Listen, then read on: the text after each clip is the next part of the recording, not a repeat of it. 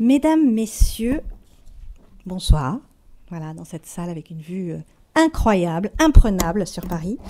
Voilà, et merci d'être avec nous pour la 15e année, la 15e cérémonie du prix du roman d'entreprise et du travail, et désormais, avec l'essor de la BD, des bulles du travail. Voilà. Alors, comme chaque année, et pour la 15e fois, un petit rappel historique, hein. Ce prix est né en 2009, en pleine débâcle financière, et Jean-Claude Delgen, ici présent, patron de Technologia, lui a donné corps pour parler autrement du travail et le mettre en débat, et quelque part libérer la parole sur le travail, tout en rendant hommage à la littérature.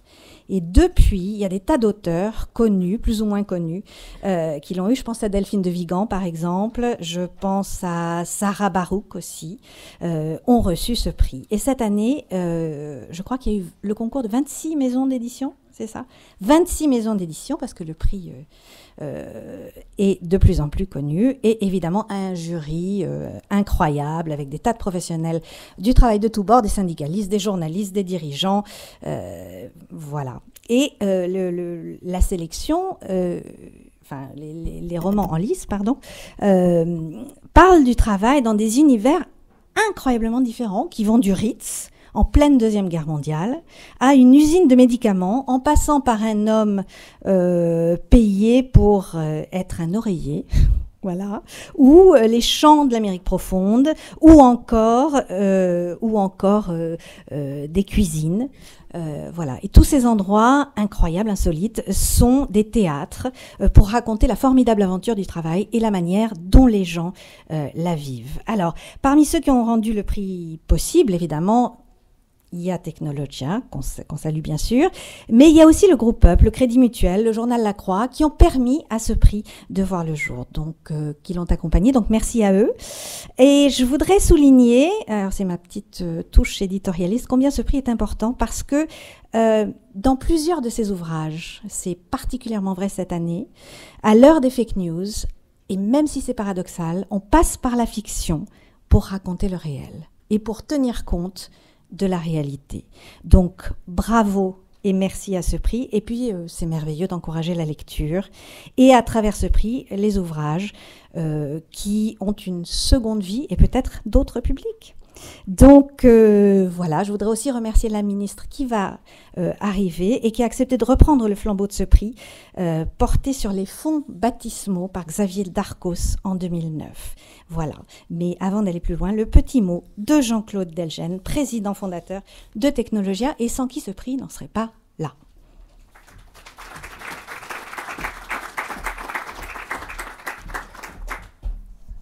Bonjour à toutes et à tous, hein. C'est toujours un plaisir de se retrouver. Je disais tout à l'heure à quelques amis que c'était un peu comme dans un mariage. On retrouve tous ceux qu'on aime, tous ceux, enfin en général, hein, tous ceux qu'on n'en croise pas souvent, que l'on croise un peu de temps en temps. Donc c'est toujours un grand bonheur au détour de ce carrefour littéraire de vous retrouver. Plusieurs petites choses. La première, c'est que je voulais aussi remercier Laurence, qui depuis le départ nous accompagne dans cette aventure littéraire, qui a su toujours trouver les mots pour pouvoir mettre en valeur, malgré son travail qui est intense aux Échos, pour pouvoir rendre compte donc à chaque fois, même si parfois c'était un peu difficile parce qu'elle a beaucoup de travail, donc de participer. Donc vraiment un grand merci à Laurence. Alors, malheureusement, Laurence m'a fait savoir, c'est un travail bénévole, hein, je le précise, hein, donc elle m'a fait savoir que cette année elle arrêterait. Enfin, alors j'espère que peut-être c'est pas une décision définitive, mais parce que nous on tient beaucoup à elle, mais bon, et sans elle le prix n'est pas vraiment le prix, mais voilà, j'espère qu'elle reconsidérera sa décision. Mais bon, voilà, bon.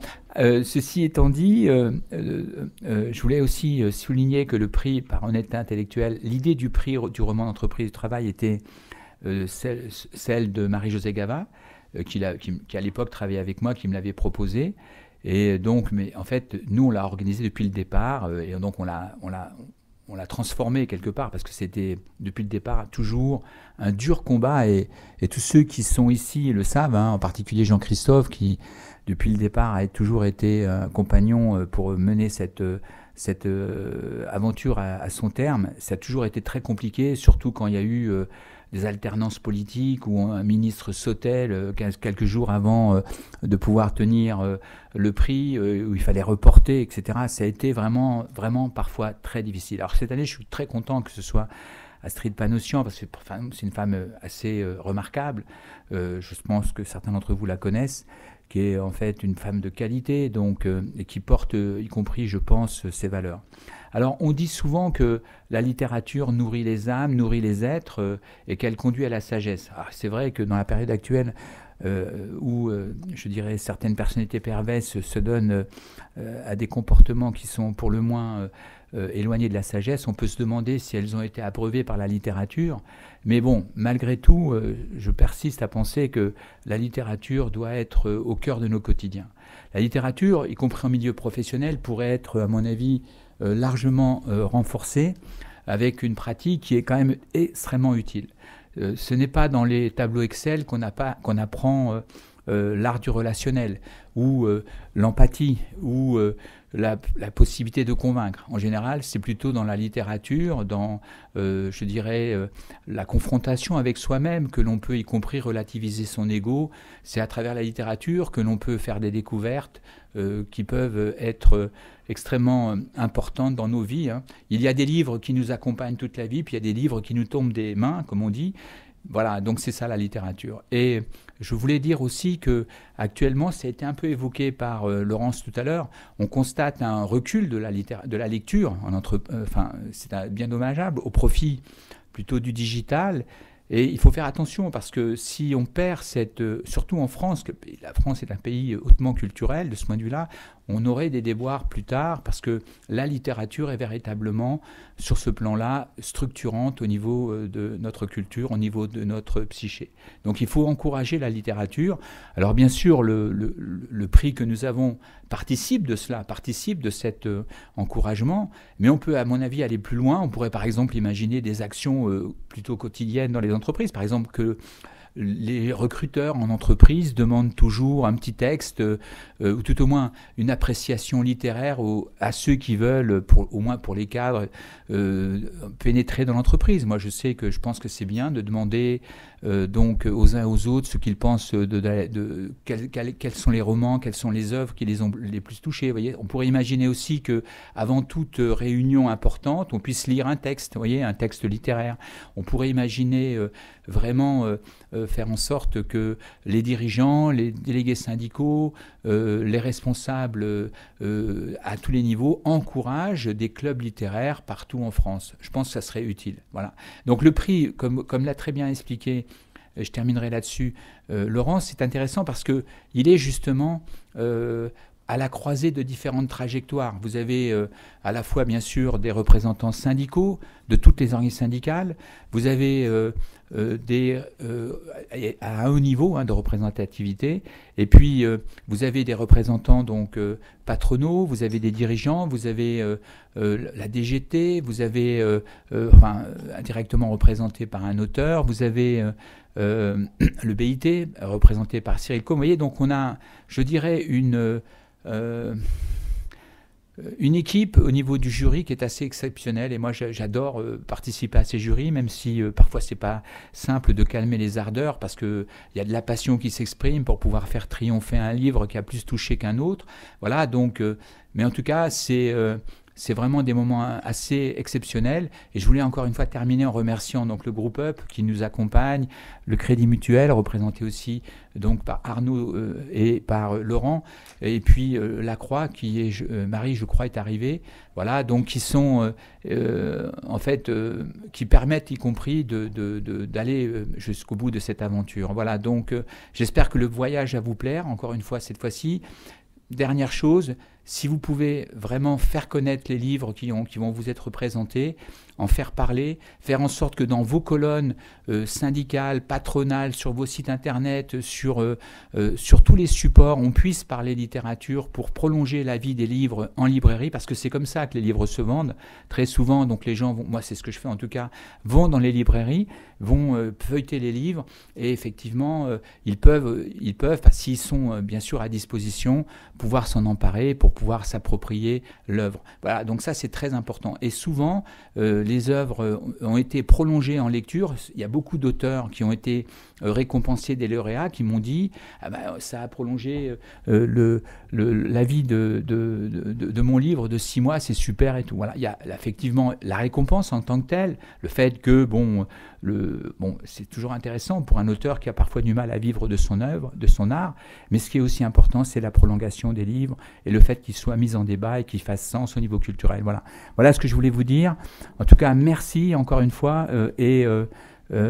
profitez bien de ces moments et puis restons solidaires dans la période qui vient parce que la période va être un peu chaotique encore quelques temps. Je vous remercie.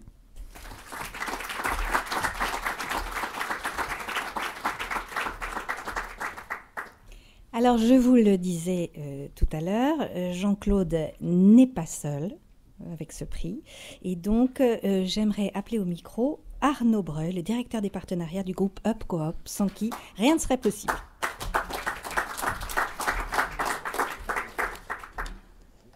Bonsoir à toutes et à tous. On n'a pas la même taille avec Jean-Claude, donc il va falloir que je monte le micro. J'espère que vous m'entendez bien. Tout d'abord, je tiens à remercier Technologia, le groupe Technologia, et puis plus particulièrement toi, Jean-Claude, pour avoir pris cette initiative. Laurence l'a dit, il y a une quinzaine d'années maintenant, et donc d'avoir permis tout simplement que ce prix existe, que ces prix existent sur des sujets et des domaines qui sont finalement assez peu travaillés, assez peu évoqués.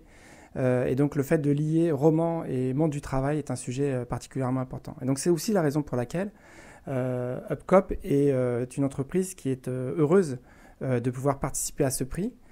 Parce que c'est dans notre nom aujourd'hui, nous avons cette dimension coopérative. Nous sommes une société coopérative et participative. Il y a quelques années encore, on disait société coopérative ouvrière de production.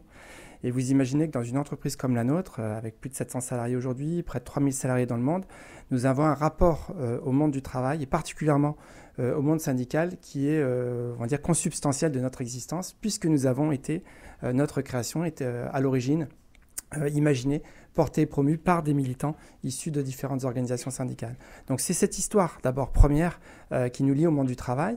La deuxième, c'est la nature de l'activité de notre coopérative. Beaucoup d'entre vous nous connaissent plutôt au travers de nos anciens noms, et en tout cas le nom de notre entreprise à sa création, qui était le chèque déjeuner. Mais nous avons, depuis 1964, donc maintenant 61 ans après notre création, considérablement diversifié nos activités et donc les solutions sociales que nous déployons à destination des bénéficiaires que sont les salariés des entreprises. Et nos clients étant soit des CSE, donc des comités d'entreprise, soit des entreprises elles-mêmes, et donc nous permettent de lier d'un côté le monde du travail et de l'autre côté des univers de consommation. Donc bien évidemment la restauration, notre métier historique, mais ce qui est moins connu aujourd'hui aussi, l'accès à la culture et l'accès à la lecture. Et donc nous avons imaginé et créé, il y a maintenant plus de 25 ans, le chèque lire et le chèque culture, qui sont des solutions qui permettent de renforcer la démocratisation et l'accès à la culture et l'accès à la lecture. Donc c'est des sujets importants et donc c'était évidemment pour cette raison tout à fait naturel pour nous qu'on soit au-delà de l'amitié que nous avons pour Jean-Claude et pour le groupe Technologia, évidemment répondu tout à fait naturellement à la sollicitation qui nous a été faite il y a quelques années de soutenir et de contribuer à la promotion de ce prix. Donc je reprendrai pour terminer les propos qu'a dit Jean-Claude. Nous avons bien sûr nous-mêmes participé à la promotion de ces ouvrages. Pour ceux qui n'ont pas lu, au-delà de ceux qui sont primés, qui sont effectivement d'une très bonne qualité, nous avons aussi le plaisir de participer au jury. Alors, nous ne sommes pas membres du jury, et je tiens à préciser qu'en tant que sponsor, la déontologie nous empêcherait d'en être. Mais par contre, on participe à ces débats particulièrement animés, et c'est un plaisir tous les ans renouvelé que d'être de ce jury, parce que c'est aussi l'occasion pour nous de découvrir des auteurs, des ouvrages, des maisons d'édition qui méritent de l'être, qui méritent d'être promus. Voilà, donc encore une fois, merci à Technologia. Et puis, je ne finirai pas mon promo sans remercier évidemment le ministère du Travail, la ministre Astrid Panosyan, qui a bien voulu nous permettre d'accéder à ce ministère qui n'est pas tout à fait le sien, puisque normalement plutôt rue de Grenelle, mais en tout cas de bénéficier de la vue et de participer à cette cérémonie. Donc, merci à la ministre et à ses représentants ici présents. Alors, juste une toute petite question subsidiaire. Qu'est-ce que vous avez pensé de la sélection cette année entre Rude, il y a des ouvrages, je voudrais pas, parce que je sais que ça va être évoqué un petit peu plus tard par les autres intervenants, qui ont été déroutants, qui ont donné lieu effectivement à beaucoup de débats entre membres du jury. Ce qui est certain, et vous le verrez pour ceux qui sont primés, c'est qu'on découvre aussi certaines facettes du monde du travail, notamment de l'actualité du monde du travail, ses évolutions au travers de ces romans, d'une façon qui est pour le moins surprenante. Je n'en dirai pas plus. Merci.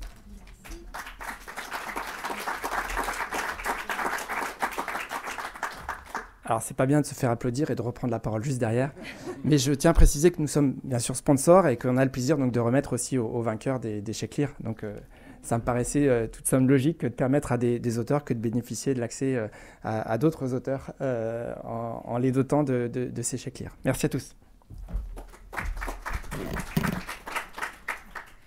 Merci à vous. Je voudrais appeler sur scène Laurent Métral, le directeur général adjoint et des RH et de la communication du Crédit Mutuel Alliance Fédérale. Voilà, pourquoi votre engagement ? Merci.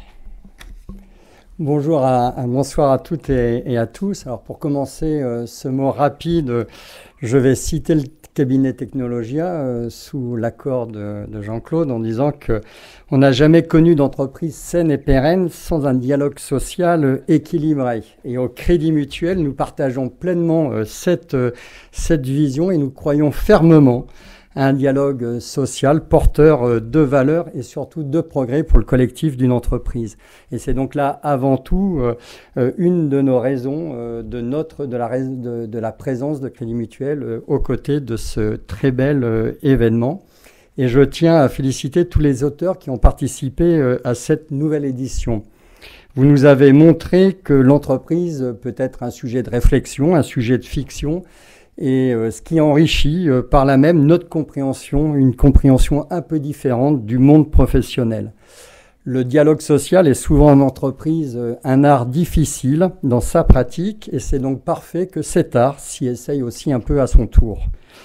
Nous le savons toutes et tous ici, la performance durable des entreprises repose sur l'engagement des collaborateurs et leur conviction de sens et de valeur. Et celles-ci doivent être écoutées sur le même plan que les nécessités business, financières ou d'organisation. Et en tant qu'entreprise à mission au Crédit Mutuel, nous croyons fermement à la culture du dialogue. C'est une source inépuisable de progrès social, mais aussi et surtout de performance de l'entreprise. Les deux, progrès social et performance, ne s'opposant pas, bien au contraire. Ce prix littéraire est pour nous un plus, car l'art nous amène à voir sous un autre angle un certain nombre de réalités.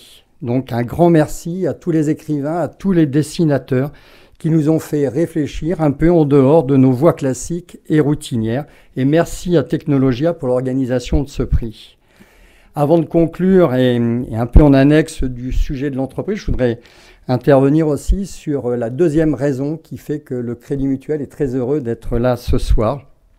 C'est tout simplement notre volonté de redonner le goût de la lecture aux plus jeunes.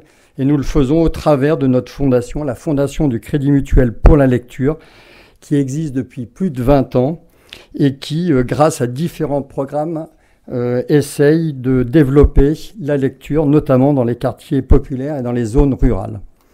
Et pour conclure, je remercierai toutes les entreprises qui créent de la valeur sur nos territoires. Je remercierai toutes les organisations syndicales qui les accompagnent au quotidien, dans un quotidien devenu aujourd'hui totalement confus et incertain.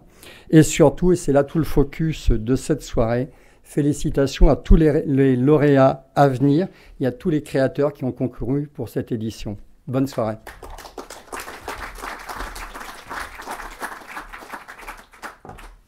Alors, ça a été évoqué très brièvement. La sélection cette année a été assez incroyable. Pour vous la raconter, je voudrais que vienne au micro Frédéric Géat. Vous êtes juré, justement, au cœur du réacteur et professeur de droit privé à l'Université de Lorraine. Venez nous raconter la sélection 2025.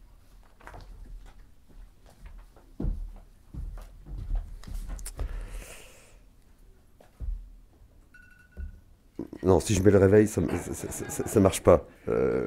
C'est le chronomètre qu'il faut... non, ça va, je vous remercie.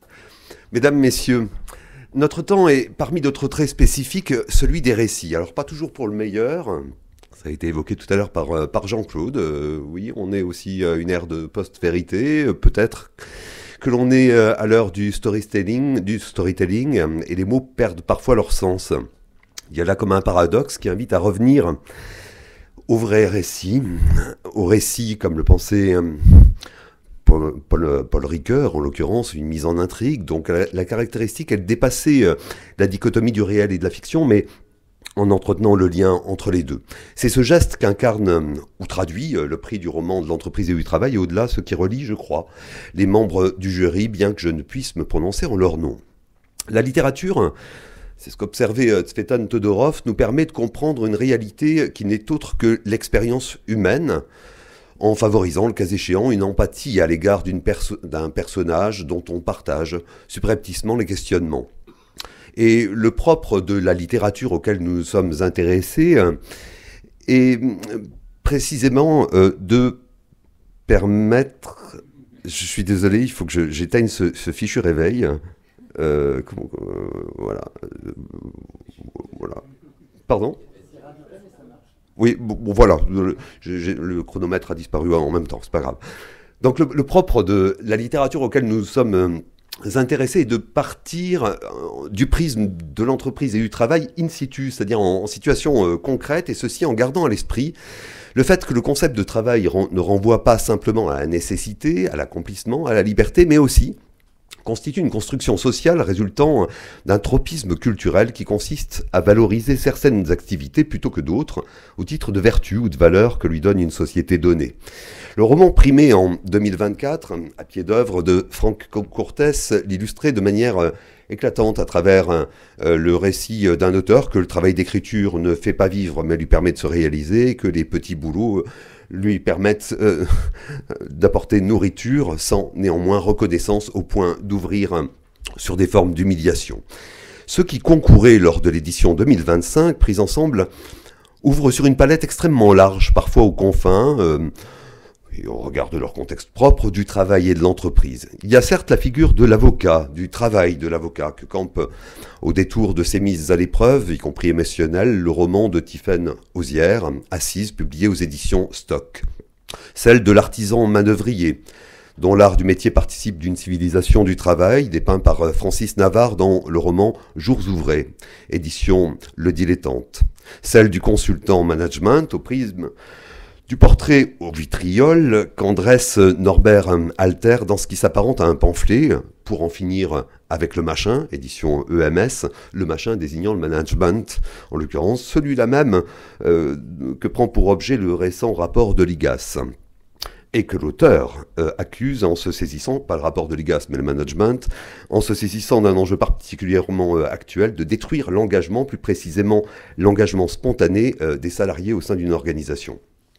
Le propos devient alors accusatoire en prenant pour objet des dérives, voire un système, comme dans le journal intime du capitalisme d'Ève Charin, édition Maurice Nadeau, ou encore dans L'épaisseur du travail, le roman caustique et satirique de Renaud Xarn, édition Héliopode, qui entraîne le lecteur dans le désenchantement, malgré tout relativement joyeux, d'un cadre dirigeant d'une multinationale de communication de 44 ans, en proie au sentiment d'inutilité de son travail.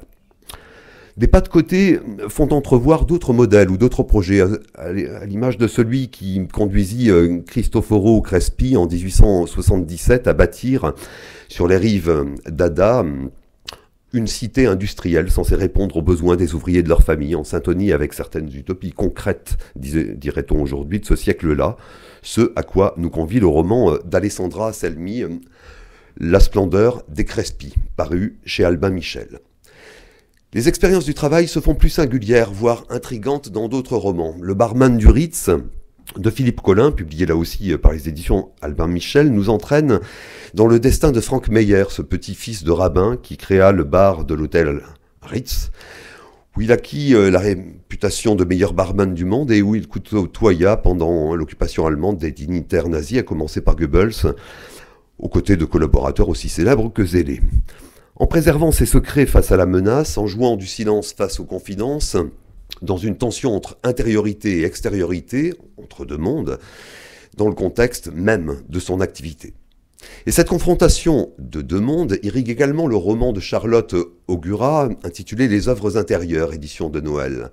Cette fois, à notre époque, et dans une galerie d'art, au prisme, en outre, de la violence des rapports de travail à laquelle, on le sait, et un rapport d'une commission d'enquête parlementaire vient de le rappeler de façon absolument édifiante, monde de l'art, violence des rapports de travail à laquelle le monde de l'art donc n'échappe pas et parfois même attise. Nous ramenons à la Seconde Guerre mondiale, c'est une autre histoire que raconte de son côté la sage-femme d'Auschwitz, d'Anna Stuart, à travers l'histoire d'une femme auquel les nazis, au vu de ses compétences propres, confirent un travail, à coucher les autres prisonnières, ce qu'elle fit, mais en y logeant son filet de lumière, sur fond, là aussi, d'un secret soigneusement gardé, puisqu'elle vint à tatouer sur la peau des petits les numéros de déportés de leur mère. Parmi les romans de la sélection 2025, certains s'apparentent à des épopées. C'est ce à quoi nous convie, avec un texte alternant prose et vers, Mécano, le roman de Mattia Felice, édition POL, racontant l'épopée d'un conducteur de train, depuis le temps de sa formation et de sa découverte du monde ferroviaire, jusqu'à le suivre à la faveur d'un récit qui se fait chevaleresque, voire épique, à la conquête d'une autre destination, d'une autre gare. Vient parfois le temps des réminiscences dans ce roman, comme dans ce moment où il est question, je cite, des récits en rupture d'attelage. Tout dans l'aventure de ce cheminot devient récit. Au bruit des rails répond ailleurs celui de l'usine, avec l'odeur, l'amitié aussi, ou peut-être, car les amitiés professionnelles sont susceptibles de se désagréger lorsque l'on quitte le monde du travail. Voilà entre autres ce que raconte, à la faveur d'une plongée au cœur de l'usine, sinon de la nuit, le roman de Robert Picamiglio, intitulé justement « Derrière la nuit, l'usine », édition La Fosse aux ours. Roman qui s'inscrit dans une espèce particulière de cette littérature du roman ou du travail, c'est celle des récits ouvriers ou des récits d'usine, avec leur réalisme, dépeignant de l'intérieur les syndicats, les conventions collectives, les grèves, les activités sociales et culturelles. Bref, une vie parallèle, une vie dans la vie, une vie qui imprime sur la vie, et une question qui perce à demi-mot, qui surgit dans ce roman, quitter l'usine, point d'interrogation. Ceci jusqu'au dernier jour de travail avant leur retraite.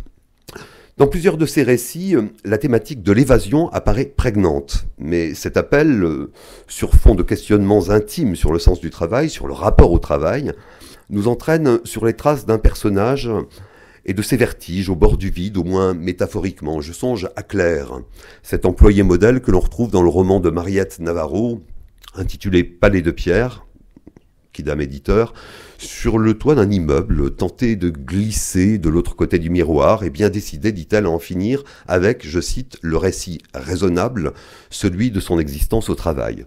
Entourée de moineaux, du haut du palais de verre, Claire aspire à disparaître, à s'envoler, à s'évader. Et il suffit d'un pas pour que du songe l'on passe au drame. Le récit devient alors tragique, et les mots « disparaître », par exemple, perdent leur phare en campant une violence subie, vécue, condamnant l'espoir. Tout particulièrement lorsqu'il procède d'une vie bien réelle comme celle de Laetitia Storti dans le roman d'Anne Plantagenet, Disparition inquiétante d'une femme de 56 ans, édition du Seuil.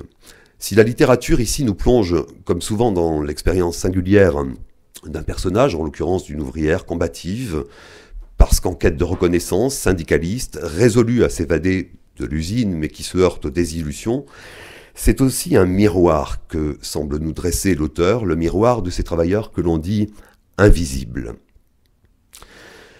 Pour finir, j'évoquerai non pas un roman, mais un chef-d'œuvre de la littérature arabe en l'occurrence, qui ne concourait pas à ce prix, Les 1001 nuits. Pourquoi ? Je rappelle l'histoire. Hein. Parce qu'il a été trompé, le sultan jura de faire exécuter chaque matin la femme qu'il aurait épousée la veille. Scheherazade se porta volontaire pour l'épouser, et chaque nuit, elle lui raconta un conte, en l'interrompant au matin, en le laissant inachevé et en échappant de la sorte au sort funeste qui lui était promis. C'est dire que la littérature, et cela vaut bien sûr pour les romans, constitue en ces temps troubles et menacés un exercice de survie. Je vous remercie.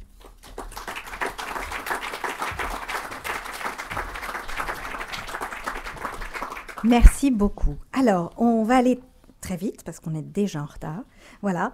Alors, parmi ces romans qui ont été évoqués, tous étaient formidables, mais il a bien fallu choisir. Et donc, les 5 finalistes sont le premier, Disparition inquiétante d'une femme de 56 ans de Anne Plantagenet aux éditions du Seuil. Mécano de Mattia Félix aux éditions POL. Derrière la nuit, l'usine de Robert Picamilio, édition de la Fosse aux Ours. Le barman du Ritz de Philippe Collin aux éditions Albin Michel. Et enfin, Palais de Verre aux éditions Quidam et de Mariette Navarro. Voilà. Donc bravo à eux puisque ce sont les 5 romans. Voilà. Alors justement, on va essayer de rentrer dans l'univers de chacun d'eux. Je voudrais appeler 2 membres du jury, Anne-Florence Quintin, présidente de l'IRES et DGCFDT, et Hélène Pradas-Billot, chef du bureau de la négociation d'entreprise, pour nous parler justement de Palais de Verre.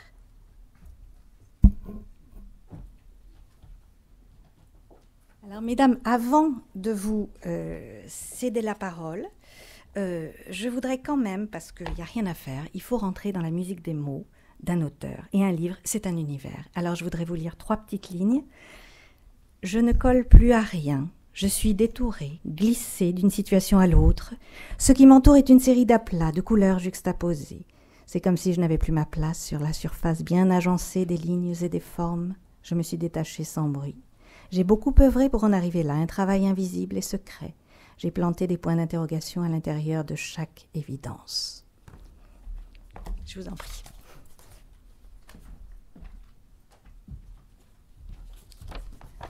Bien. Bonjour. Alors, ce roman, donc Palais de Verre, est un premier roman d'une auteure, Mariette Navarro, qui est par ailleurs poète et poète primée. Et je crois qu'on l'entend même dans les quelques mots que vous venez de lire, Laurence. Alors, Palais de Verre est un roman coup de foudre. Certains ont essayé d'être les artisans du succès de ce roman dans le jury.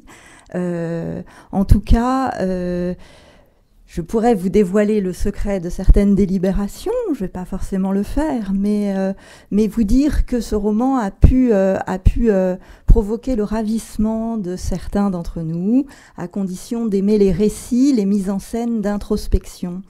Voilà, donc il y avait cet enthousiasme qui a pu un peu éprouver les capacités de Jean-Claude Delgenne à animer notre jury. C'est sans doute de cela dont il était question tout à l'heure. Alors c'est un roman du travail qui ne va pas raconter le travail ni le non-travail. Frédéric, tu parlais tout à l'heure de cet item qu'il y avait cette année de la disparition du travail ou par le travail. Ce roman rejoint cela. C'est l'entre-deux du détachement physiologique de son travail. C'est bien l'originalité de ce roman. C'est une description d'une série de petits décalages qui font que la narratrice n'est plus dans la culture et la dynamique de l'entreprise. Elle parle du travail par une expérience vraiment physique, sensitive. En cela, c'est très original, car rares sont ceux qui dépeignent le travail par les sensations. C'est très poétique aussi, avec un jeu sur la thématique de la transparence, des illusions, des déformations.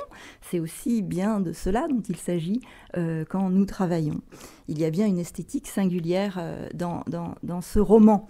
Voilà, il faut aimer la lecture. C'est un roman qui se lit d'une lecture tranquille, un peu contemplative, un certain rythme certainement, peut-être un roman de vacances, quand chacun fait l'expérience, on l'a tous fait, de ces petits détachements physiques du travail. Voilà.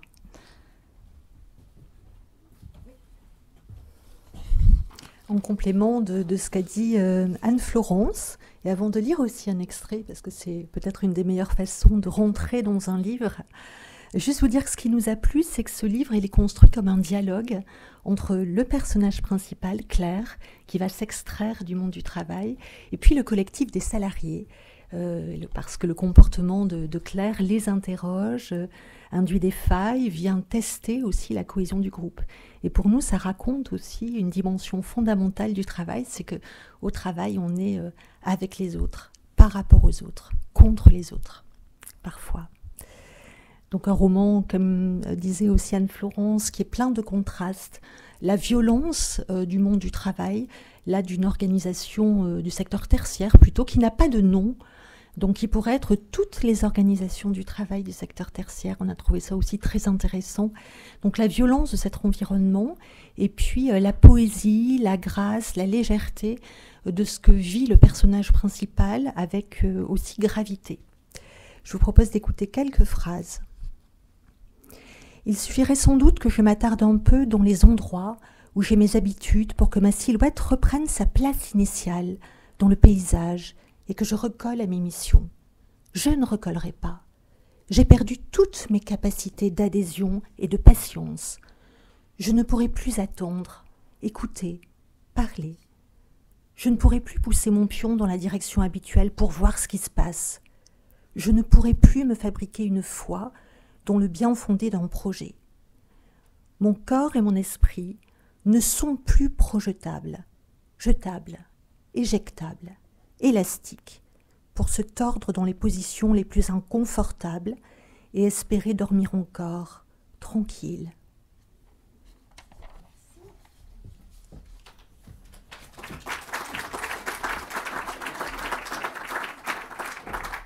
Voilà. Est-ce que vous avez prévu de lire aussi un petit passage du Barman du Ritz, parce que j'appelle aussi Jean-Christophe Sibéras. Voilà, vous avez où je fais?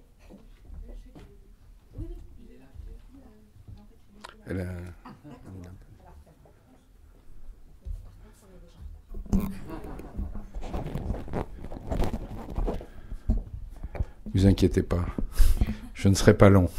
Nous ne serons pas longs. Avant qu'Hélène lise quelques mots, quelques extraits de ce très beau livre, Le Barman du Ritz, un mot peut-être sur Frank Meyer. Nous voilà dans le monde des hôtels, de l'hôtel. Alors quel hôtel, évidemment, le Ritz, dans une vie de barman et dans une vie où, au fond, on découvre que le barman est seul parce qu'il doit servir tout le monde en fonction de ses goûts. Il y a là un moment d'adaptation aux besoins du client, parce qu'un cocktail, c'est un cocktail, il est fait pour un client en fonction de ses goûts.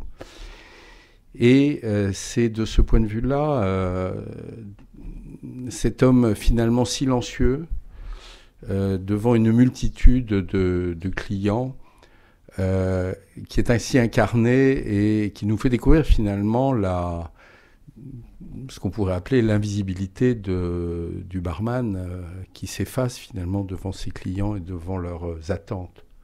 Alors ça a été dit, ça se passe dans un contexte évidemment tout à fait exceptionnel d'un certain point de vue, puisque c'est le livre démarre avec l'arrivée des Allemands au Ritz en juin 40. Et il s'achève après le départ des Allemands en août 44, 1500 et quelques jours.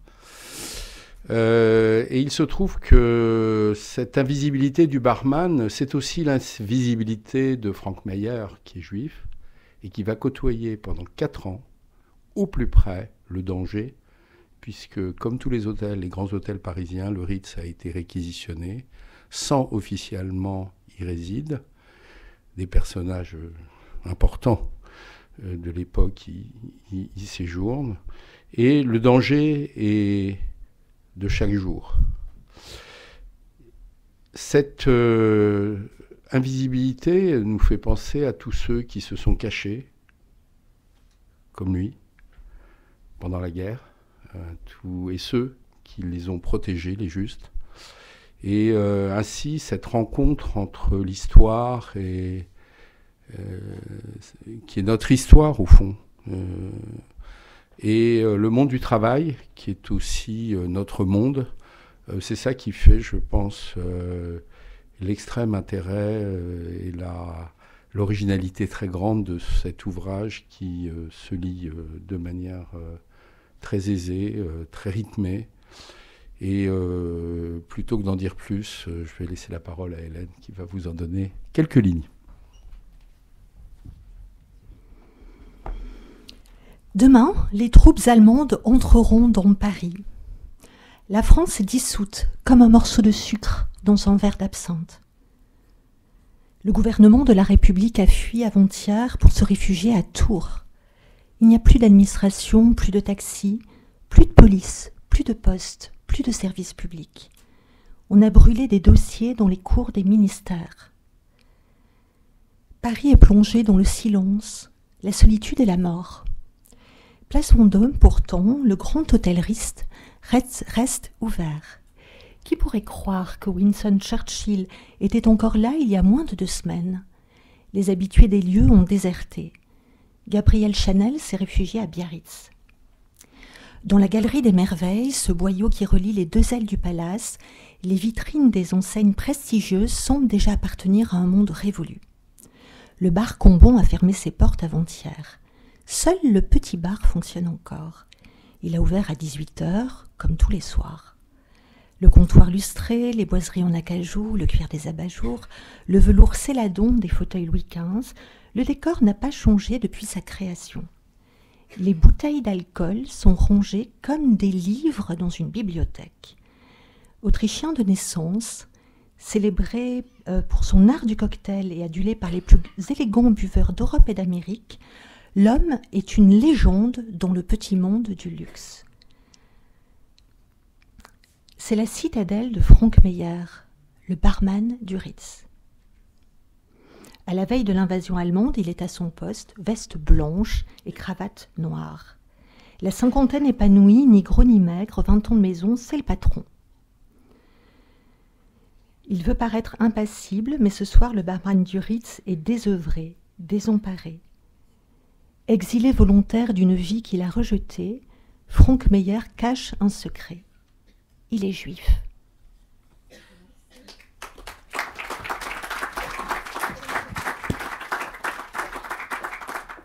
Merci beaucoup. Alors,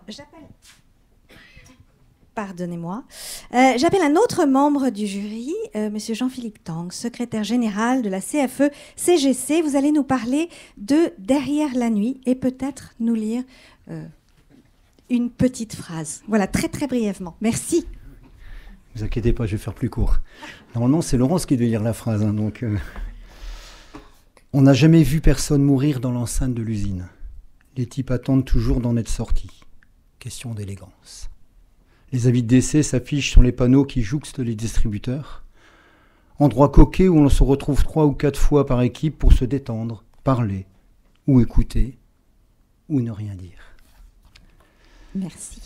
Avant la présentation du livre et pour rebondir sur les propos introductifs de Jean-Claude, je voudrais le remercier de m'avoir permis de souffler, de respirer un peu dans le cadre de la lecture de ces romans et du partage avec nos amis jurés.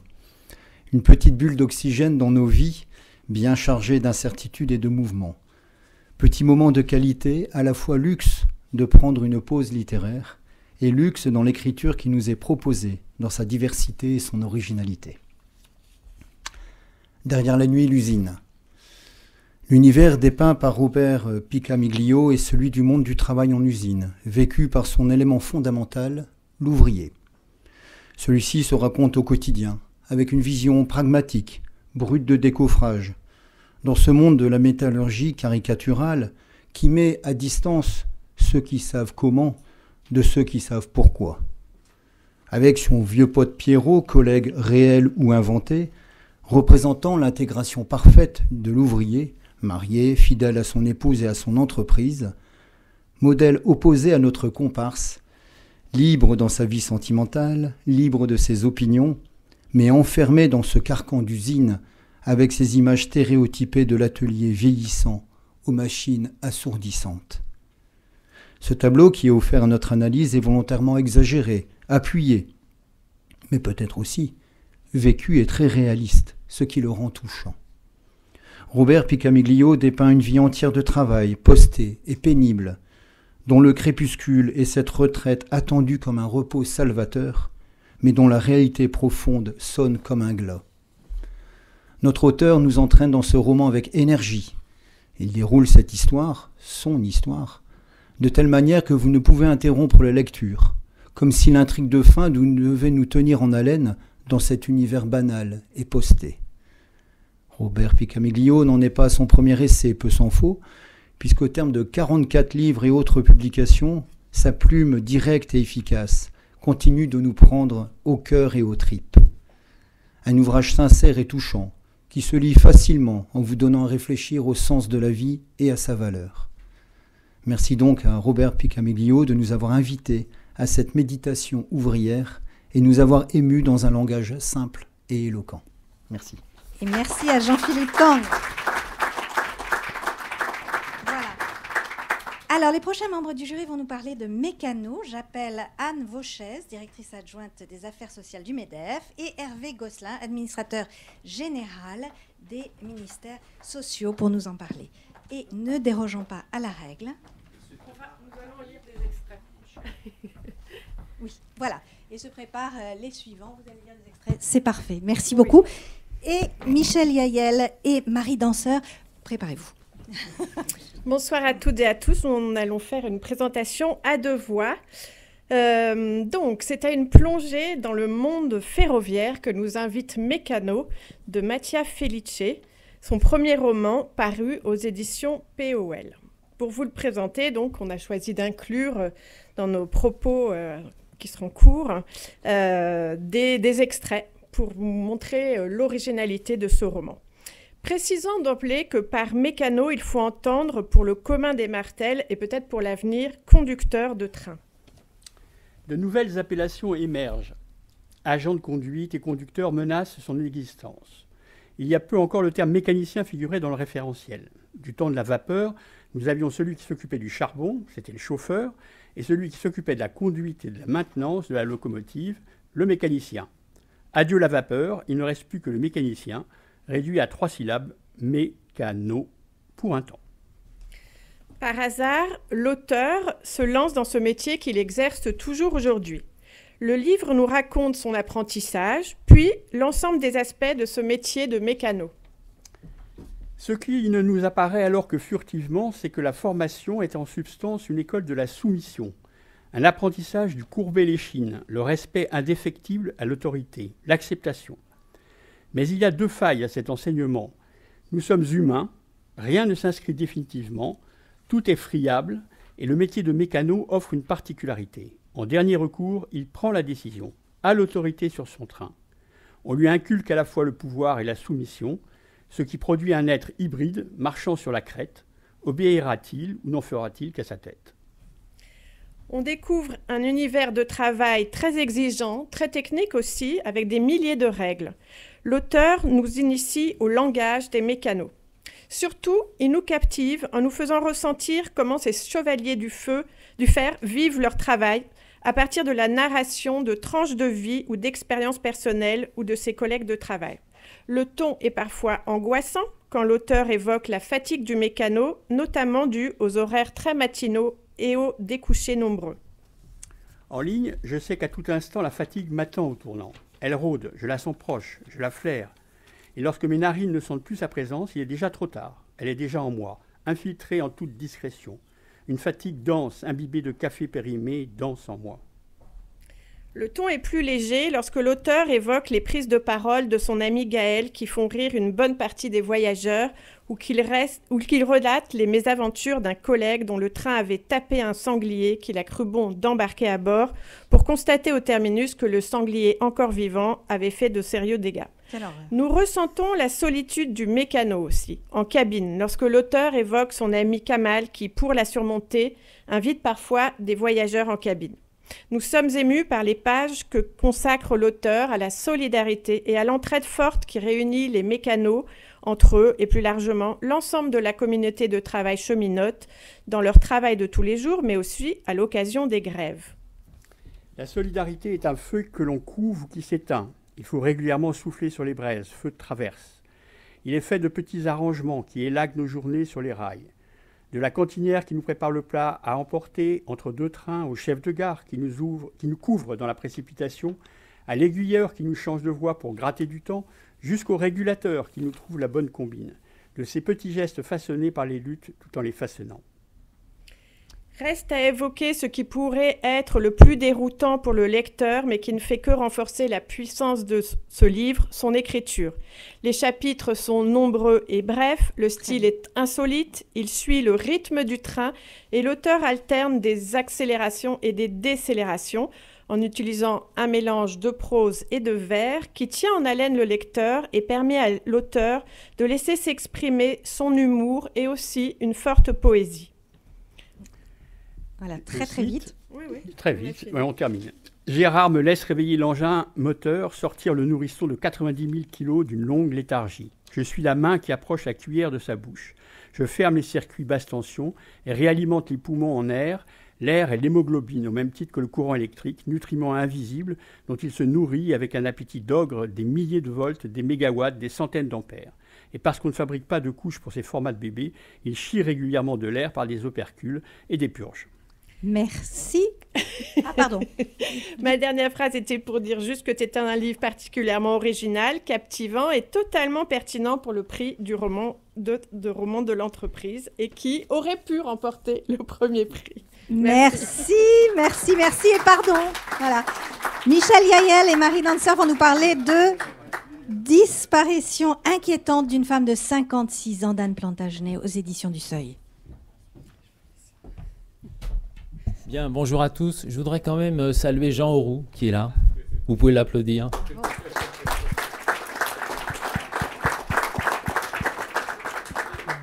Je trouve qu'il y a des présences qui ont du sens. Voilà, ça rime en plus. On n'a pas prévu de vous lire d'extrait parce qu'on est un mauvais garçon, une mauvaise fille. Et on ne nous avait pas dit qu'il fallait le faire. Puis comme on est, nous, assez jugulaire, puis vous comprendrez dans quelques moments que finalement, ça n'a nui à personne. On s'est réparti la forme et le fond. Sartre disait, la forme, c'est le fond qui remonte à la surface. Alors, sur la forme, moi, j'ai deux choses qui m'ont marqué dans la réflexion sur les qualités innombrables de ce bouquin. Outre le nom très évocateur de l'autrice, Plantagenet, Henri II, etc. On pourrait se croire à la veille d'ouvrir un ouvrage de KPDP. Alors, il y a d'abord une sorte de paradoxe apparent parce que nous avons le sentiment, j'ai eu le sentiment de ne pas lire un roman. Ce n'est pas un roman, c'est plutôt un récit. Et il nous a semblé que ce n'était pas attentatoire à la réglementation du prix, puisque le prix du récit et le prix du roman, ça fait PR, et donc Jean-Claude n'y verra pas d'inconvénient en termes de dynamique et de communication. C'est un récit tout à fait envoûtant pour une deuxième raison formelle, c'est qu'il est beaucoup question du film dont En guerre, dont l'héroïne, si je puis dire, de ce livre, la triste héroïne de ce livre, a été un des personnages marquants. Et au fond, le film est pratiquement le personnage principal du livre.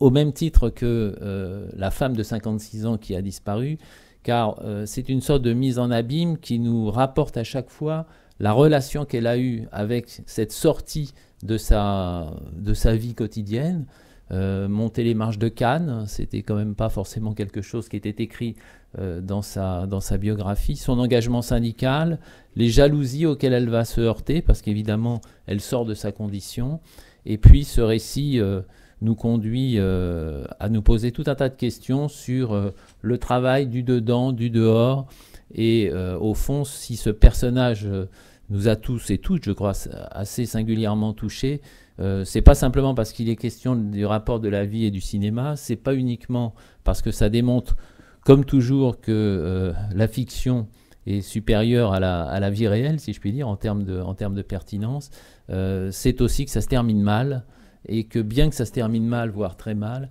on est plutôt repu d'espoir à la lecture de ce livre. Et comme on me fait des signes que je devine, même si je pense que la ministre sait très bien à quel moment elle va venir, vous allez voir, hein, il faut connaître cette maison, ça marche comme sur des roulettes, donc restons calmes. Et je passe la parole à Marie, qui doit se dire, je n'ai plus que 12 secondes, mais tu as au moins 2 minutes.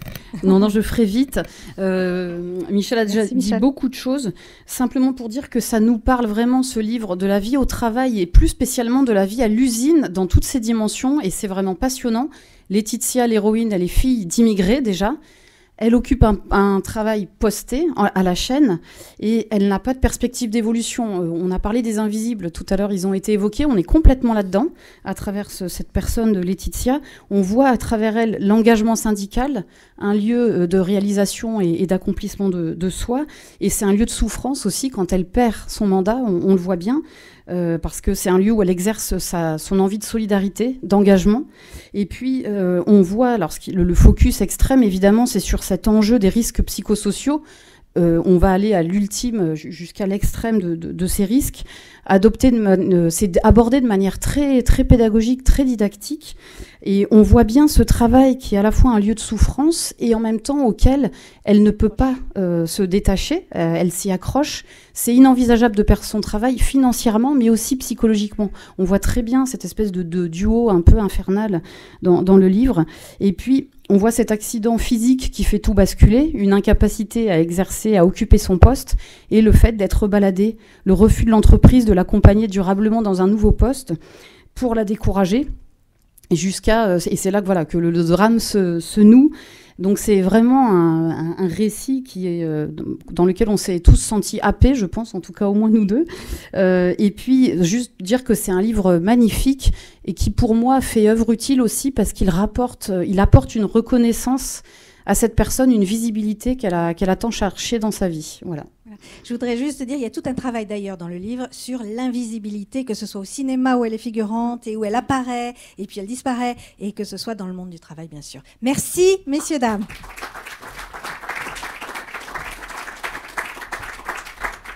Voilà, alors au pas de course, on va passer maintenant à la BD, hein, et je vais juste évoquer les 4 BD finalistes. Alors la première, c'est Pylomane de Stéphane Groddet et Théo Calmejane aux éditions Glénat. Voilà. La deuxième, on va en parler un peu plus tard. La deuxième, Ginseng Roots de Craig Thompson aux éditions Casterman. La troisième, Comme un chef de Benoît Peters et Aurélia Orita, toujours aux éditions Casterman. Et la quatrième, c'est Maman solo de Sophie Ruffieux et Emmanuel Le Friedemann aux éditions Soleil. Merci beaucoup. On va parler tout de suite avec Marc Chalvin, dessinateur et illustrateur de son état, de Pylomane, qui est aussi membre du jury. Voilà, il arrive. Voilà. Et alors, me dit Jean-Claude, se prépare Eric Scherer, président de CECI, et Rodolphe Ederlé, journaliste. Non, après. Voilà, pardon, Pylomane. Voilà, j'ouvre mon téléphone parce que j'ai pris comme quelques notes pour Pylomane. 4 minutes. Non, moi, c'est beaucoup moins de 4 minutes, hein, je vous le dis. Hein. J'en ai au moins pour une petite minute. Oh, Jean-Claude. Voilà. Bon, alors, Pylomane, c'est une histoire vraiment, moi qui m'a passionné, qui a passionné pas mal de membres du jury aussi. Donc, c'est l'histoire d'un type assez débonnaire, on pourrait dire une bonne patte, parce que justement, c'est un peu lié à ce qui va lui arriver. Il est chômeur de longue durée, donc il est en couple. Pendant ce temps-là, il est un peu grossi. Bon, ce sont des choses qui arrivent, et puis il a aussi des petits problèmes de couple. Et puis, tout d'un coup, il trouve un travail assez atypique. Il va devenir un oreiller pour permettre aux gens insomniaques de bien dormir. Donc ça tombe bien parce que évidemment il est un peu rond et tout ça, ça lui convient parfaitement. Et en fait, à travers ce travail, il va pas se redécouvrir, mais retrouver son estime de soi, retrouver sa confiance en lui. Il est à la bonne place et donc il commence à s'épanouir. Donc c'est ça, et je trouvais l'idée de cette petite métaphore de l'homme qui sert d'oreiller pour faire du bien aux autres, et vraiment assez poétique et à la fois très efficace, quoi. L'histoire, c'est quasiment que ça, mais à travers ça, on voit tout ce qui se passe dans le travail, c'est-à-dire les horaires, parce qu'il travaille de nuit, donc c'est compliqué pour lui, avec sa femme et tout ça, la flexibilité, parce que bon, il doit être, si quelqu'un, on l'appelle au dernier moment, les conditions de travail, les rapports entre collègues, parce qu'ils parlent entre eux, alors toi, t'as dormi avec qui, tout ça, etc. Je lis, avec les clients aussi, parce qu'évidemment, faut pas qu'ils fassent attention, par exemple, il doit dormir avec eux, mais il doit avoir aucune relation avec elle en tout cas. Et donc, il y a tout un contrat très, très précis de travail qu'il doit respecter. Et donc, en fait, ce que j'aime bien dans ce livre, mis à part tout ça, toutes ces petites choses vraiment drôles, tendres, poétiques, et à la fois qui parlent d'une certaine réalité, c'est que il y a tout ce monde du travail qui est expliqué comme ça, subtilement derrière. Et à la fin, on s'aperçoit que si on fait confiance à quelqu'un, il retrouve son estime de soi. S'il retrouve son estime de soi, mais il reprend sa place dans la société. Et il se sent mieux, et du coup, ça va mieux avec son couple. Et donc voilà, en gros, c'est un livre qui n'a l'air de rien, mais qui montre que le travail, c'est un élément essentiel pour s'affirmer socialement et retrouver sa place dans la société. Et le dessin lui-même c'est assez fin, c'est assez doux, c'est assez moderne aussi, et l'ensemble fonctionne très bien. Donc voilà, moi j'ai beaucoup aimé Pylomane et je vous le recommande. Merci beaucoup. Éric Scherer, président du CCI, et Rodolphe Ederle, journaliste. Vous allez nous parler de Ginseng Roots.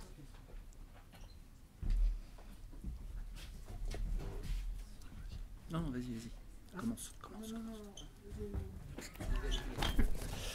Bien. Alors bonjour à tous. Alors comme on doit faire très très vite, et donc on doit parler de Ginseng Roots, c'est une excellente BD, je vous la recommande. Lisez-la, elle est parfaite.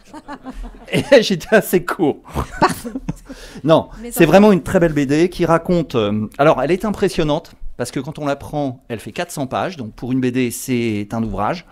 Le dessin est... Enfin moi je trouve le dessin riche, vraiment d'une superbe.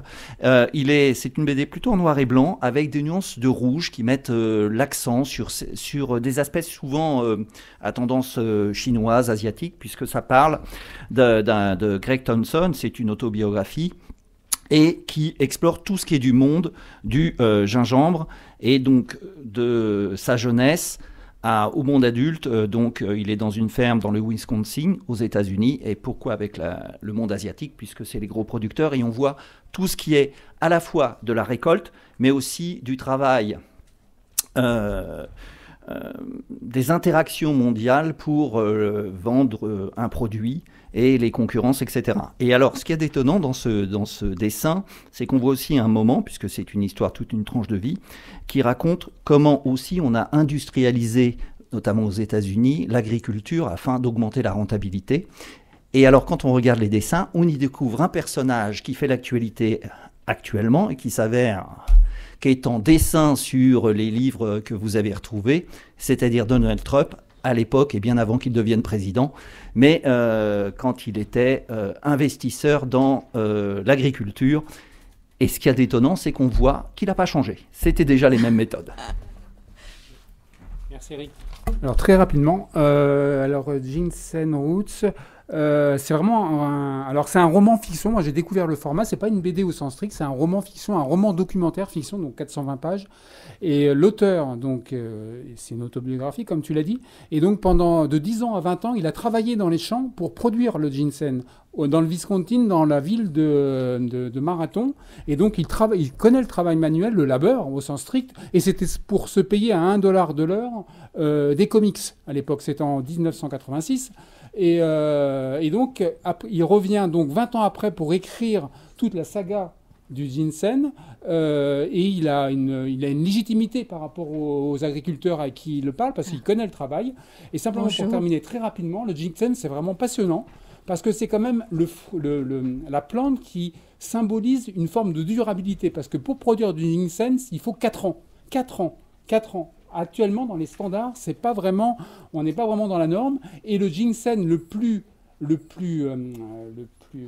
qui a le plus de valeur c'est le ginseng sauvage. Et on sème du ginseng sauvage parce que, comme tu l'as très bien souligné, c'est une agriculture très productiviste parce que le ginseng, je termine là-dessus, il ne peut pas se replanter 2 fois sur la même parcelle. Voilà. Donc tout un monde. Merci Rodolphe. On vous le recommande. Eric, vous restez là parce que vous allez nous dire quelques mots de Comme un chef. Voilà, je vais devoir faire encore plus vite que pour le premier. Voilà, s'il vous plaît. Excusez-moi, Madame la ministre. Bonjour. On m'a donné 10 minutes. Alors, le deuxième livre s'appelle Comme un chef, de Casterman. Alors, c'est une BD que, personnellement, j'ai beaucoup appréciée. On a été 2 à vraiment apprécier dans le jury. Je précise, j'adore travailler dans ce jury parce que la confrontation, je pense que c'est la même chose pour des avis, des différents, de la façon, des angles dont on regarde ces œuvres, est intéressante. Donc, là encore, c'est une œuvre autobiographique qui raconte l'histoire d'un homme passionné par la cuisine et qui souhaite en faire son métier, mais finalement, et je vais faire donc très très vite, il se trouve, entre 18 et 25 ans, il en fait un travail, il est chez les frères Trois Gros pour apprendre cette cuisine, et puis finalement, il devient autodidacte, il se lance pour faire de la cuisine à domicile, bien qu'il y mette beaucoup de créativité, et d'ailleurs quand on regarde le roman qui est en noir et blanc, enfin la BD qui est en noir et blanc mais avec des touches de couleur sur les plats, et certains plats donnent envie de les goûter, hein. Je vous le dis si vous le lisez, voilà. Il est quand même très déçu, il s'aperçoit que c'est très compliqué et finalement il change de vie. Voilà, donc c'est une tranche de vie qui nous permet de retracer toute la difficulté qui est dans le secteur de la restauration finalement, même quand c'est un métier qui est une passion. Donc voilà. Merci Eric. Voilà. Bravo, donc à lire. Et enfin, pour nous parler de Maman Solo, Karine Rieu et Rodolphe, revenez. Voilà, en quelques mots, vraiment. Pardon et pardon. Alors, Maman Solo, c'est une BD colorée qui est agréable à lire et qui met en lumière un phénomène de société, la monoparentalité. Julie, c'est une jeune maman très investie professionnellement qui doit affronter un accident de vie. Elle se retrouve seule, maman solo, à élever ses 2 enfants sans l'aide financière ni logistique du papa. Elle doit jongler avec ses responsabilités professionnelles et sa vie de maman. Les réunions le soir, les déplacements professionnels ne sont plus possibles pour elle. Son manager comprend ses difficultés, mais l'entreprise, ne peuvent pallier l'isolement de Julie à l'absence de solution de garde. Julie laissera un travail qu'elle aime. Elle portait un projet d'éducation pour les enfants à l'étranger pour se reconvertir dans un métier plus en adéquation avec sa vie de maman, maîtresse d'école. Cette BD, elle traite d'une évolution sociétale, l'accroissement des familles monoparentales, près de 2 millions aujourd'hui en France, sur 8 millions. Dans 84% des cas, les enfants résident principalement avec leur mère et nombreuses de ces familles sont confrontées à une précarité financière. Les structures publiques sont souvent insuffisantes pour les aider au quotidien. Dans le monde professionnel, nous sommes de facto concernés par ce sujet. Salarié maman solo ou salarié papa solo, l'entreprise doit offrir une politique d'égalité professionnelle favorisant l'équilibre entre la vie personnelle et la vie professionnelle, d'accompagner ses collaborateurs avec des conditions de travail adaptées et notamment des mesures permettant d'aider le parent solo à gérer au mieux ses obligations dans les 2 domaines de sa vie. Donc il y a des mesures de temps partiel, d'autorisation d'absence pour la garde d'enfants malades, différentes mesures selon les entreprises.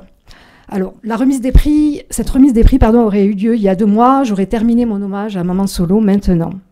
Aujourd'hui, la politique anti-DEI, diversité, égalité, inclusion prônée par Donald Trump, le courrier envoyé par l'ambassade américaine il y a 15 jours à des sociétés françaises pour les contraindre à laisser leur politique de diversité pour travailler avec les USA, nécessite de la vigilance et de nous mobiliser pour défendre notre politique d'égalité, diversité et d'inclusion.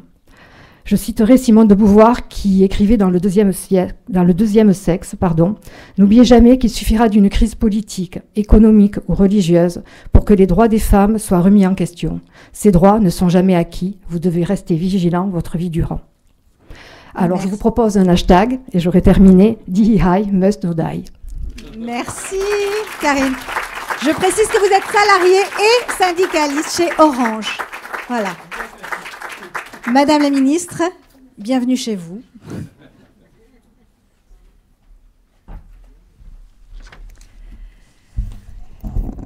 Bienvenue au ministère du Travail, mesdames et messieurs les auteurs, mesdames et messieurs les membres du jury et mesdames, messieurs.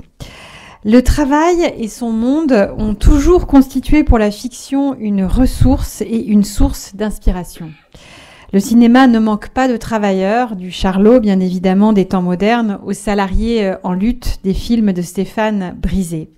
Les grandes œuvres du canon littéraire se sont saisies depuis longtemps du monde du travail. Toutes sortes de travailleurs, des hommes, des femmes sont présents dans les romans. Tout le monde connaît les ouvriers des romans de Zola ou les employés de ceux de Balzac. Plus proche de nous, le regretté Joseph Pontus, que le prix a distingué en 2020, a rendu sensible pour des millions de lecteurs son livre « À la ligne », qui est à la fois un best-seller et un long-seller. La vérité du travail à la chaîne aujourd'hui dans des conserveries ou des abattoirs. La bande dessinée s'empare aussi de la question du travail, que ce soit à travers des œuvres de fiction ou de non-fiction comme nous le voyons aujourd'hui.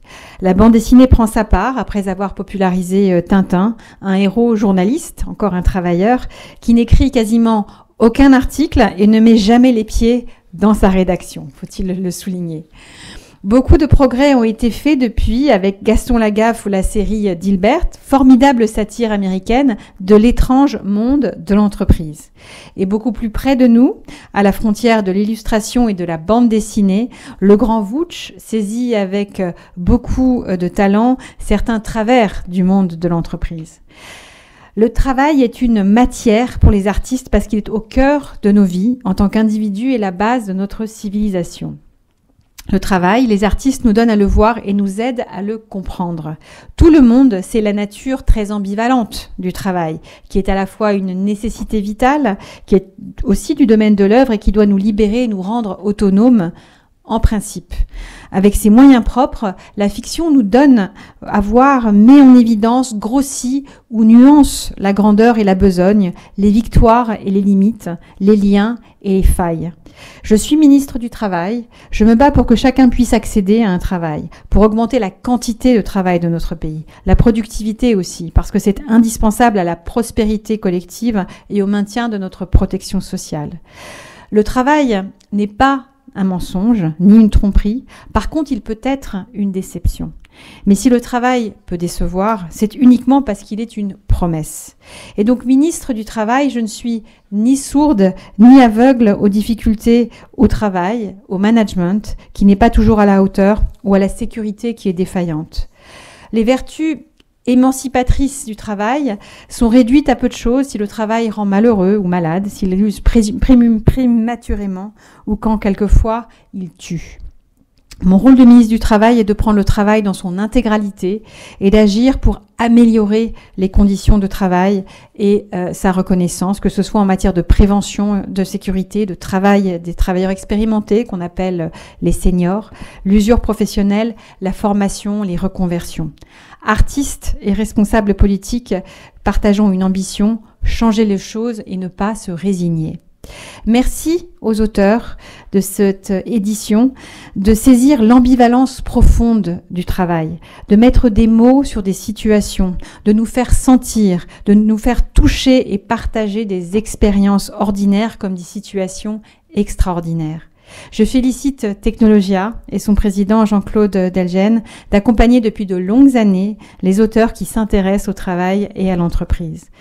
Le ministère est très heureux d'être le partenaire de ce prix aux côtés d'Upcop, du Crédit Mutuel et du journal La Croix.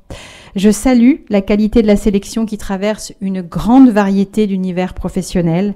la cabine de pilotage d'un train, l'usine pharmaceutique, l'usine métallurgique, les bureaux, le comptoir, les champs, la chambre, la cuisine ou la périphérie du travail.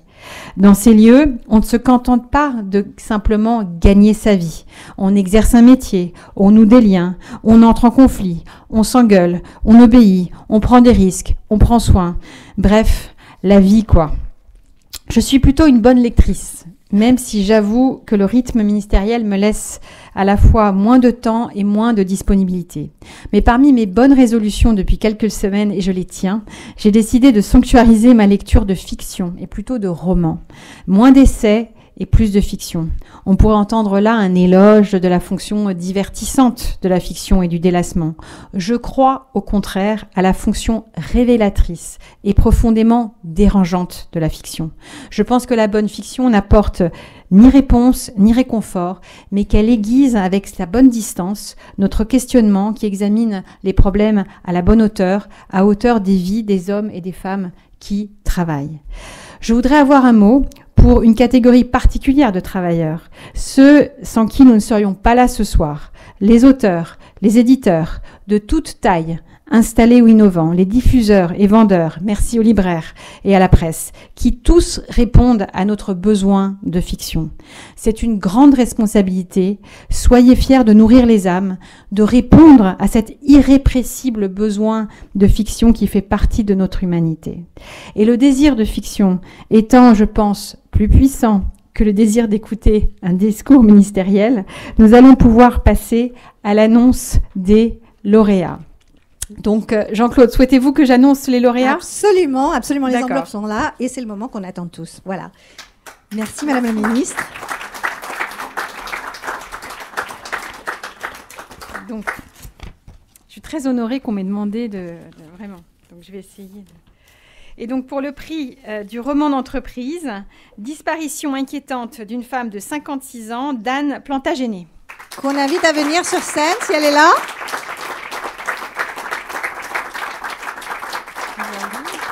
Voilà. Et le deuxième lauréat. D'accord.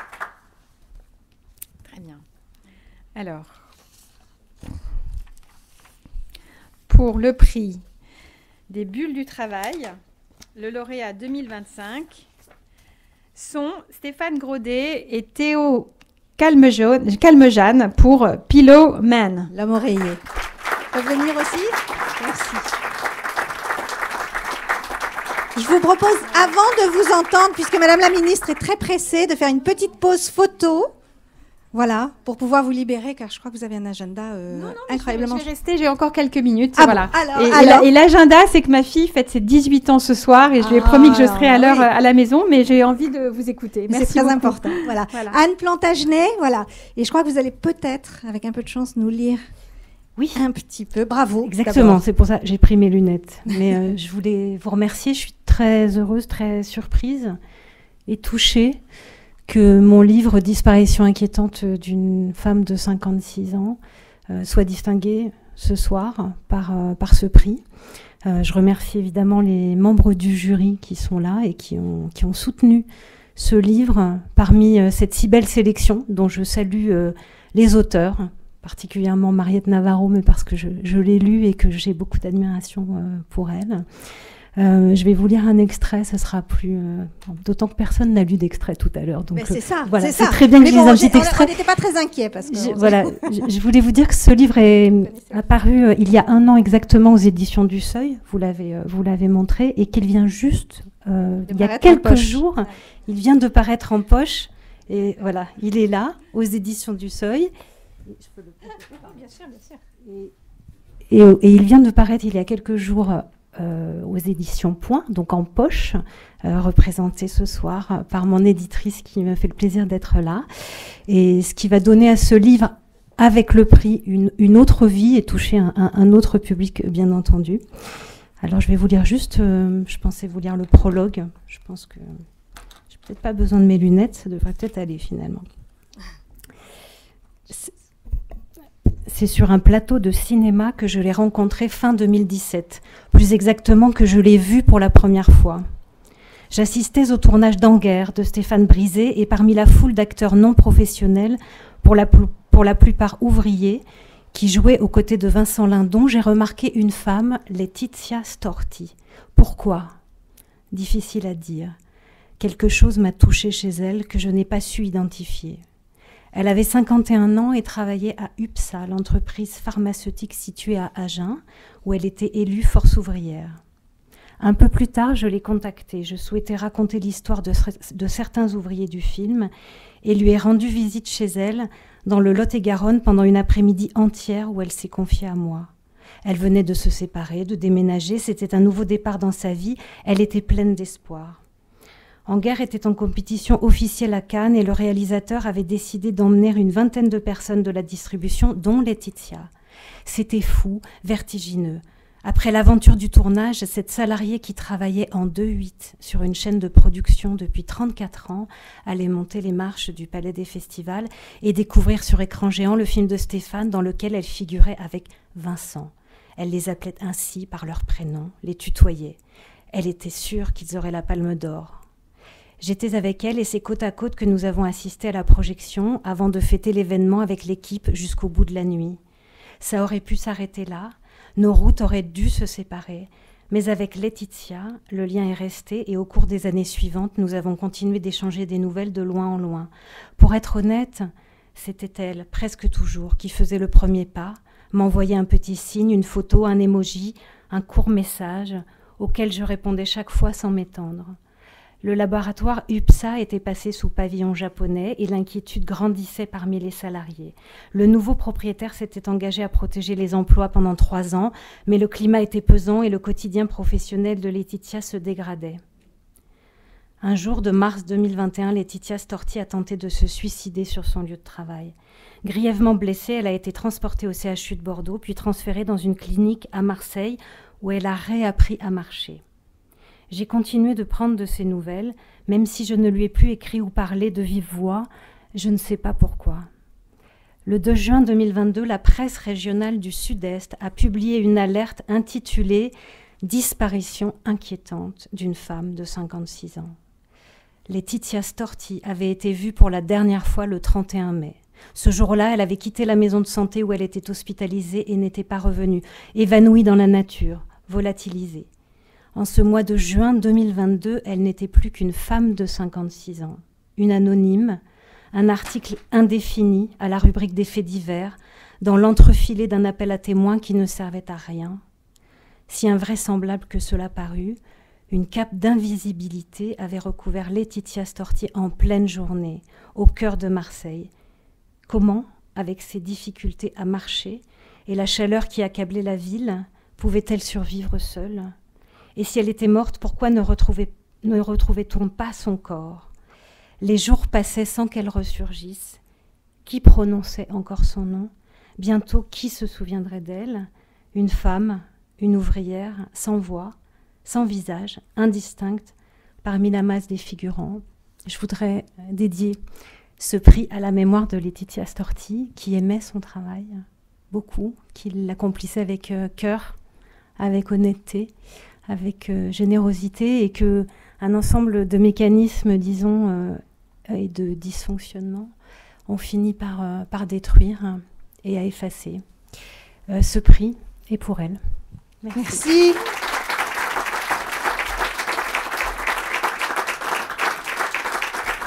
Alors avant la pause photo, on va changer de registre peut-être. Est-ce que vous voulez dire un petit mot? Ne partez pas. Hein. Ah non, voilà. On va vous remettre un chèque. Et voilà. Madame la ministre, je suis Stéphane Grodé, le scénariste, et Théo Calmejane, le dessinateur. Madame la ministre, merci de nous recevoir chez vous. Mesdames et messieurs les membres du jury, mesdames et messieurs, merci. Nous sommes très heureux, bien évidemment, de recevoir ce prix Bulle du Travail. Juste une petite précision par rapport à la façon dont on vous a effectivement décrit. Donc, Pylomane, l'histoire d'un homme allongé qui veut rester debout pour vivre. Il ne dort jamais. Jean n'a pas le droit de dormir, c'est interdit. Donc, j'allais dire, sa tenue de travail se comporte de la façon suivante: un pyjama et une lampe torche frontale. Et juste pour finir, j'ai eu cette idée en 2008, lorsque je me trouvais chez une amie qui n'était pas forcément dans de bonnes dispositions psychologiques suite à une journée de travail assez difficile. Elle m'a demandé de rester dormir, ce que j'ai fait, et le lendemain, la première phrase qu'elle m'a dite, c'est « Quand tu es là, je dors ». Et voilà, c'est comme ça que j'ai trouvé cette idée, que nous l'avons développée, et qu'elle est ici devant vous pour donc les bulles du travail. Merci en tout cas de cet accueil, et je pense que Jean serait très fier, ou il est même très fier, effectivement, d'être un digne représentant du travail et de service à la personne. Merci. Alors, merci beaucoup. Nous avons un protocole à suivre. Voilà. Ah pardon, excusez-moi. Non, juste je tenais à remercier tous les membres du jury et ainsi que Franck, notre éditeur, qui nous a mis en relation avec Stéphane, puis qui a permis cette belle collaboration. Et voilà, c'est toujours une belle surprise de recevoir un prix et on est très heureux que le livre continue à toucher des lecteurs et des lectrices. Voilà. Merci beaucoup. Toutes mes excuses. Voilà. Alors, nous avons un protocole, je vous le disais. Donc, Madame la Ministre, voilà. Est-ce que vous auriez la gentillesse de leur remettre leur prix? Voilà. 2 grands chèques. Voilà. Voilà. Donc.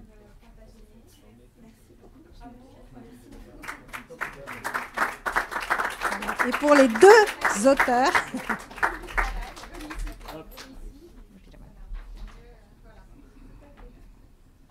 Voilà, alors est-ce qu'on peut maintenant faire la petite pause photographie avec vous? Ah oui, c'est très important.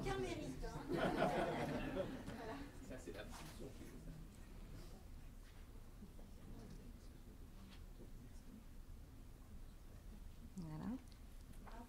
Est-ce que pourraient nous rejoindre sur scène les partenaires aussi, s'il vous plaît? Les partenaires Opcop et Crédit Mutuel pour la pause photo.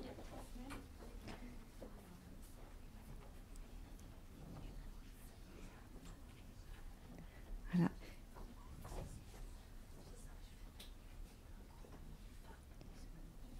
Et puis les éditeurs, enfin, sans qui on ne serait pas là.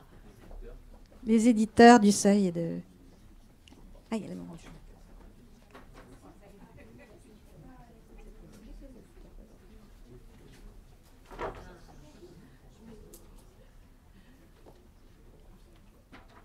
Voilà, et alors... C'est bon? Et alors, pour pas que vous vous sentiez seul, voilà, j'invite tous les membres du jury à faire la photo de famille.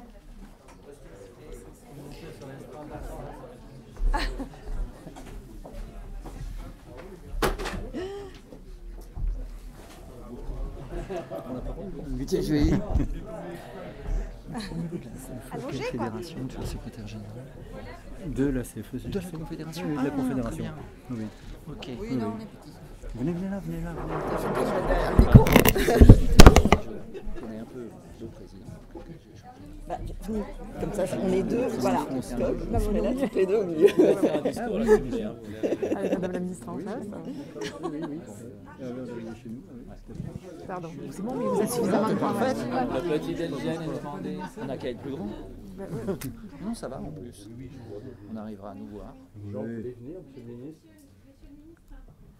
Monsieur sur la photo, je ne suis plus en service. Il n'est pas dans une Grenelle, il est là.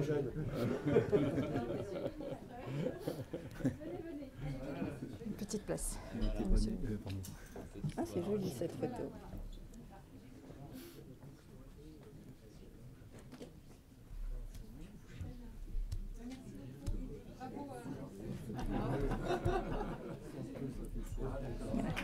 Merci à vous. Bravo.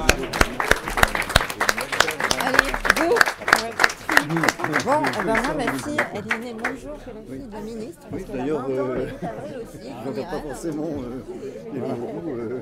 Voilà, malgré tout, elle reste le début de quelque chose. Voilà, d'important que l'on regrette tous. Il dit pas un petit mot. Avant de nous rejoindre au cocktail. Si. Et voilà. Oui, en fait, on travaille en collaboration. Jean-Claude, on peut avoir le mot de la fin? vous permet, par exemple, l'entreprise la plus importante du secteur funéraire, OGF, d'ailleurs avec le nouveau président. Voilà, j'ai été à la CFCGC. Alors, pour le petit mot de la fin, avant de passer au cocktail, bien sûr, je voulais remercier Madame le ministre de sa participation qui est dans la continuité, donc depuis 15 ans, de l'ensemble des ministres qui ont animé ce prix. Mais je dois dire que ce soir, on a été vraiment, je dirais, gâtés par la qualité de votre intervention, Madame le ministre, tant à la fois sur le plan émotionnel de la signification que vous avez donnée donc, à cet événement. Donc, vraiment, merci. Et j'espère que peut-être l'année prochaine, vous serez peut-être encore parmi nous. J'espère que ce sera le cas. C'est ce que je vous souhaite. En tout cas, c'est ce que je me souhaite. Voilà. Voilà, parce que c'était vraiment un très bon accueil avec à la fois, je dirais, l'intelligence, la sensibilité. Et vraiment, ça nous va droit au cœur à tous ceux qui... Vous avez vu, il y a beaucoup de gens qui travaillent pour ce prix, qui s'investissent de grandes intelligences. Bon, et c'est vraiment toujours un... Parfois, on oublie de tout ce qu'il y a avant. Et d'ailleurs, j'en profite pour remercier les équipes de Technologia qui ont beaucoup travaillé pour que ce prix se tienne. Moi, je suis là, mais c'est surtout elles qui ont fait le travail. Donc, voilà, je les remercie. Je ne peux pas tous les citer parce qu'elles sont trop nombreuses. Les personnes sont trop nombreuses. Mais y compris tous les membres du jury, c'est devenu des amis à force.